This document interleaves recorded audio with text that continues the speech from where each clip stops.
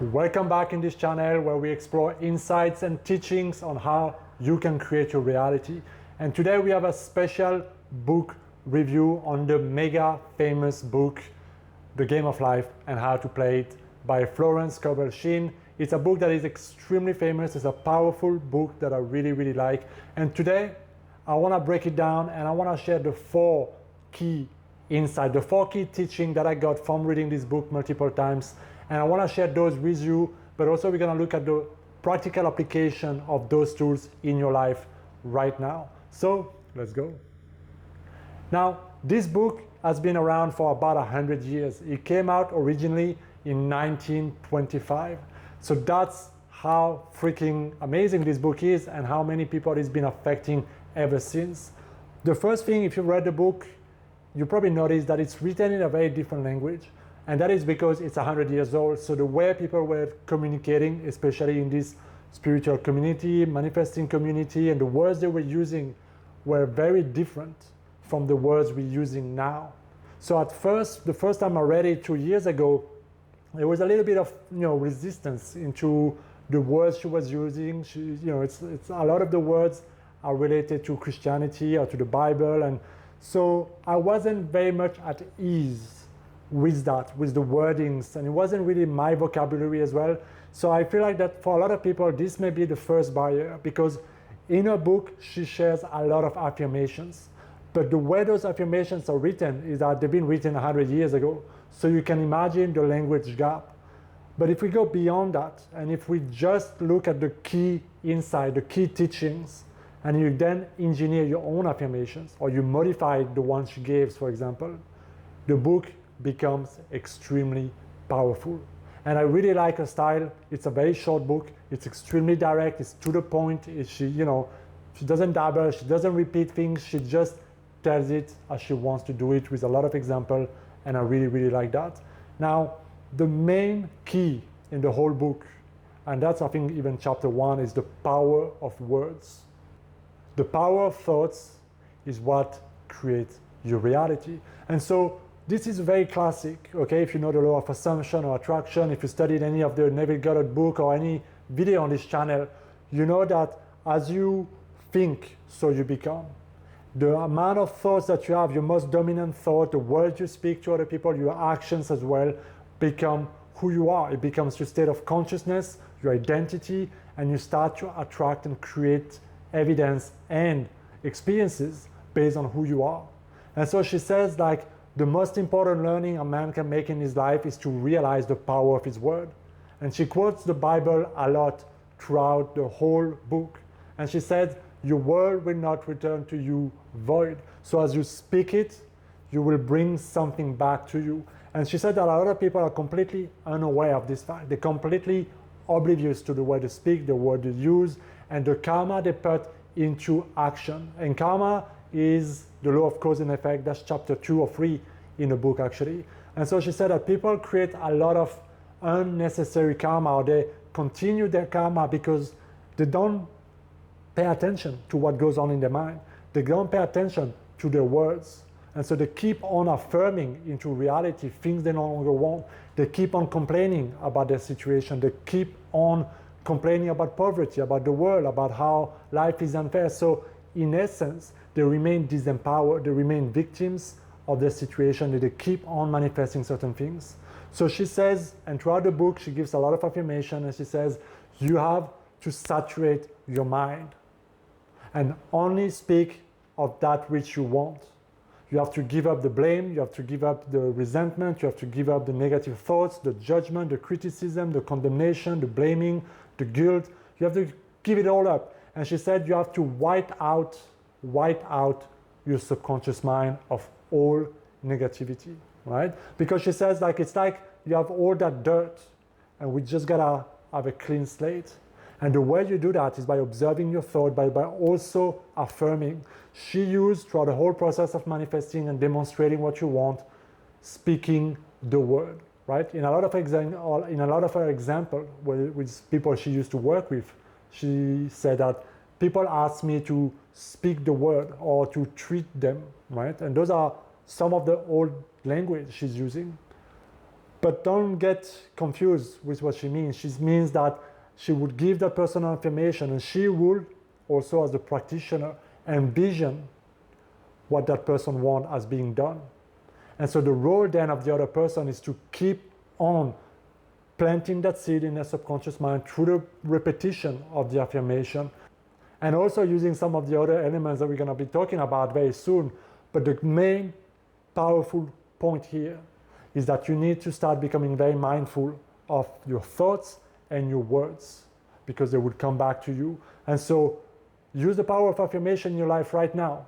Whatever it is you want, make affirmation. I have made a lot of videos here in this channel of how you can create your own affirmations, how you can connect, how you can do all of this. So I'm not gonna go into unnecessary length on the process here. And by the way, in the book as well, she gives a whole lot of affirmation at the end as well. So if you want to check those resources, this is a great book to do as well. So this is the thing, okay? Key number one, your words shape your reality. Words here also meaning your thoughts shape your reality, because you use it interchangeably. That's the first insight. The second one was something that was very deep for me, and that is the law of non-resistance. Non-resistance, letting go, surrendering.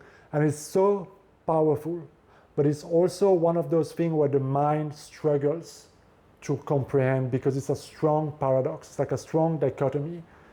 We tend to resist a lot of the situation we're not happy. So for example, right now, if you are lacking something, you will resist this situation because you want this, but this is where you are. And life reminds you maybe of this situation.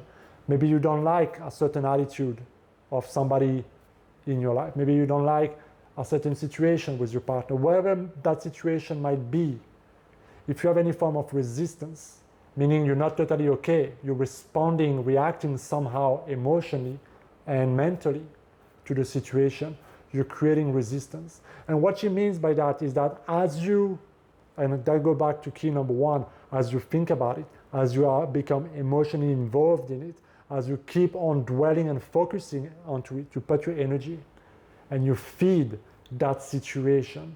And so what you end up doing is that you end up planting that situation firmer, stronger into the ground. Even though what you really want to do is, get out of it and take something else. But this is the paradox, is that the more you focus on, the more you plant it in consciousness and in your reality stronger. So the non-resistance is about being able to accept what is in your situation right now, being able to see everything that's unfolding in your life as being perfect, as being exactly what needs to be at this moment, and to still be able to conceive of what a better version of perfect might be. For example, let's talk about money for example, okay? And she talks a lot about money in the book as well. She said, okay, so if you are in a situation of poverty, you're lacking money, you're lacking resources, you want more success, right? But if you keep on focusing on that lack, if you keep on talking about it, if you keep on telling yourself the same story, if you keep on seeing yourself again as being broke and so on, you are reinforcing and reaffirming this in your reality. So instead, you gotta accept your situation and be totally at peace. And she calls on to the law of love, the law of forgiveness to do that. And in one of the chapters called Casting the Burden, what she will do, what she invites you to do, is to cast that burden, that situation, onto the Lord, onto the Christ within, which will be your higher self in today's language.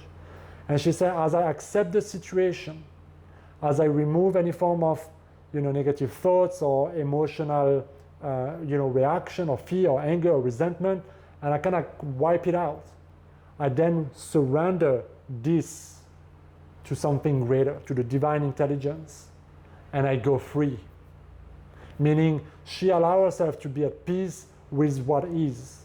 And this is the most powerful state for you to effortlessly attract and manifest what you want.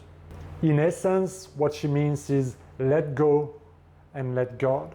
But before you let go, you need to do the work. You need to be able to let it go mentally and emotionally.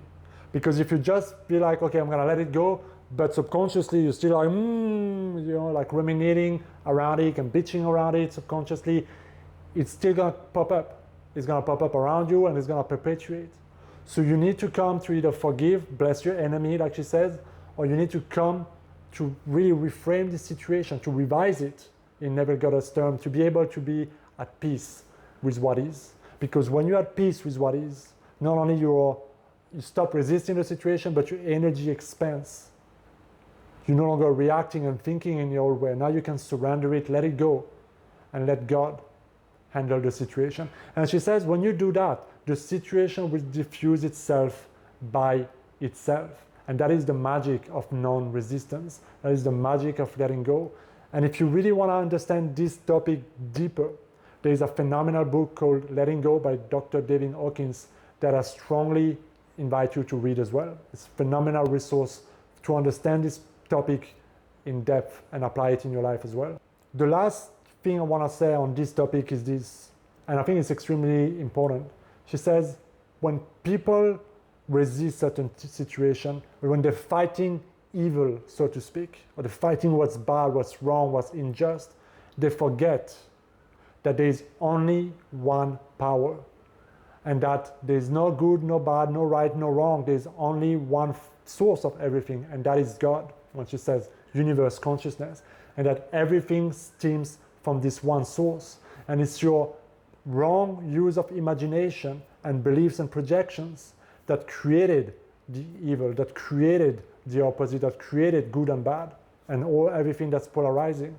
And so she said that when people sin, you know, she used the word sin, when you forget that one source that is the source of everything, but you have a belief that there is a, you know, a negative influence or a negative power or a devil or something, you are forgetting that one source. And again, you are planting that more firmly in your reality. So you have to realize and you have to step out of this game and to remind yourself that all things come from the same source. And non-resistance is a powerful way to transmute the situation into something greater. Now, let's move on to the third key insight from this phenomenal book. And this is what I want to call love, or the power of giving. Because throughout the book, she talks a lot about giving. She talks a lot about relationship with people, healing the relationship, clearing those things that happen between us and other people and the judgment and things like that. And she constantly go back to this point of being like, what you give is what you get. Yeah? And she started the whole book with the premise of your words will not return unto you void. And you see how all those four insights are, you know, interconnected.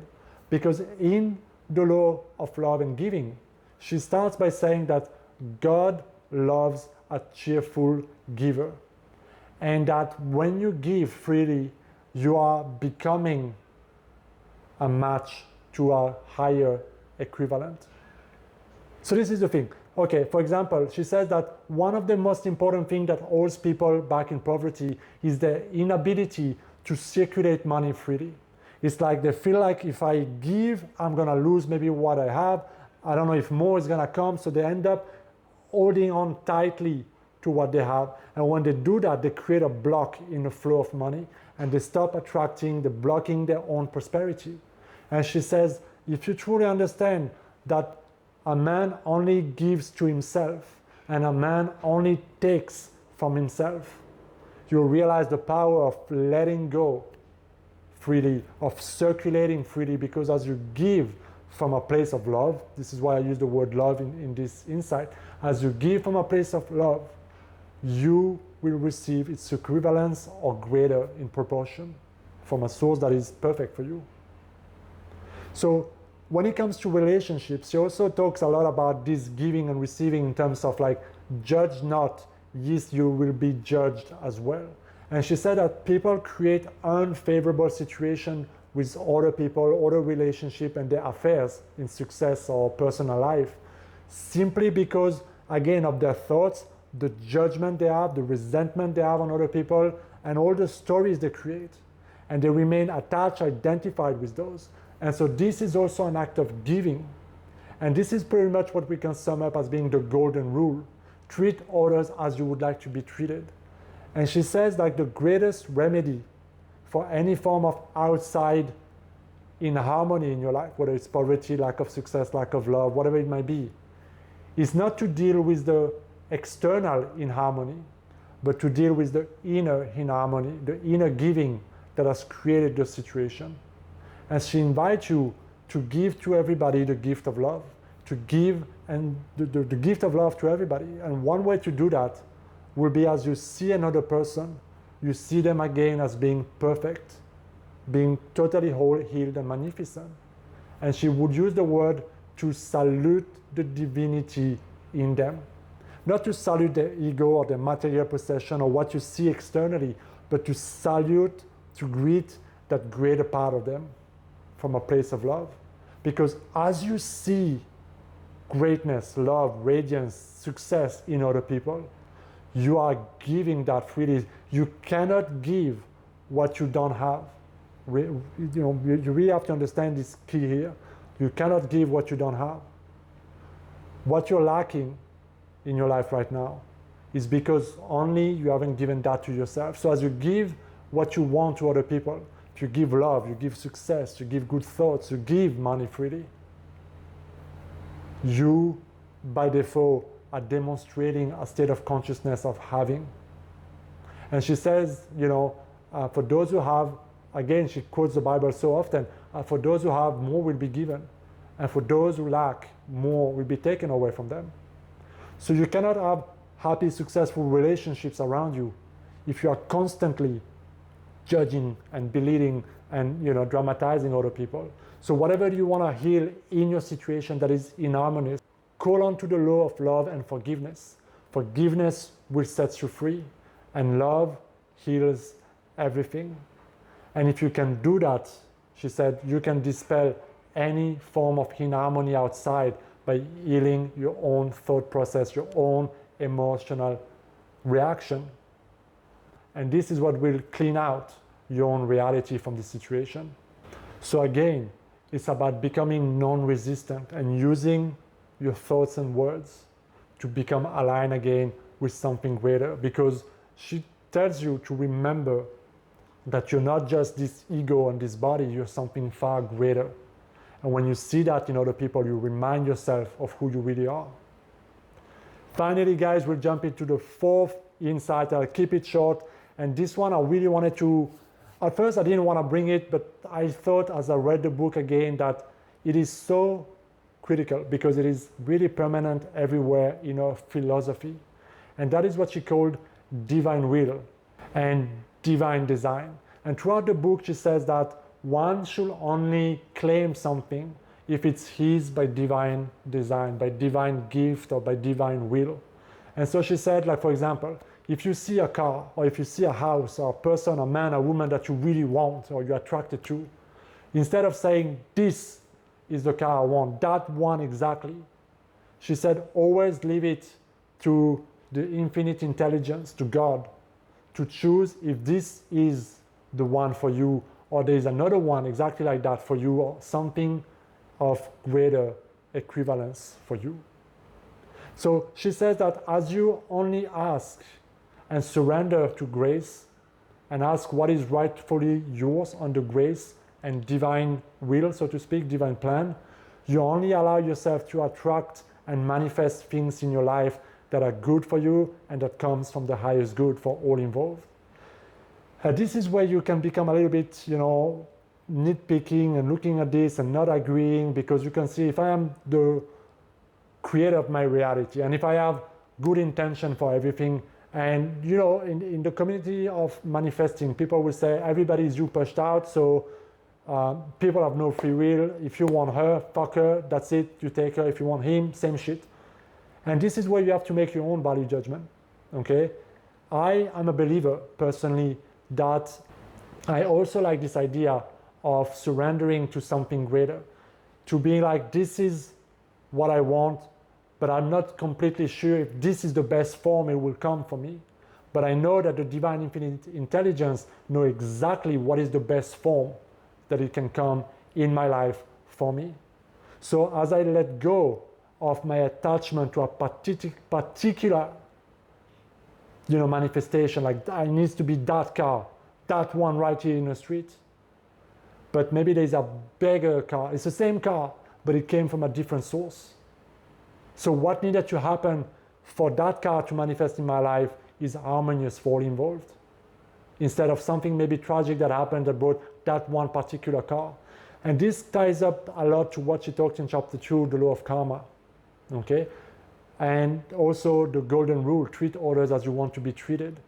So I wanted to just mention this, and for you to think, for you to ponder, for you to make your own decision on the implication of this teaching. I think it's extremely powerful and liberating to feel that there's always something greater.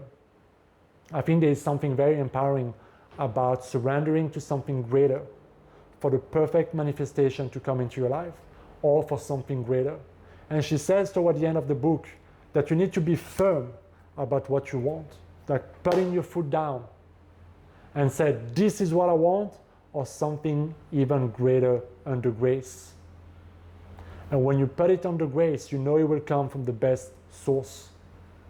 So this is my wrap up, my 4 insights about this phenomenal book, The Game of Life and How to Play It, by Florence Scovel Shinn, that came out 100 years ago, that is so relevant, so powerful, that I truly believe everybody should read at least once.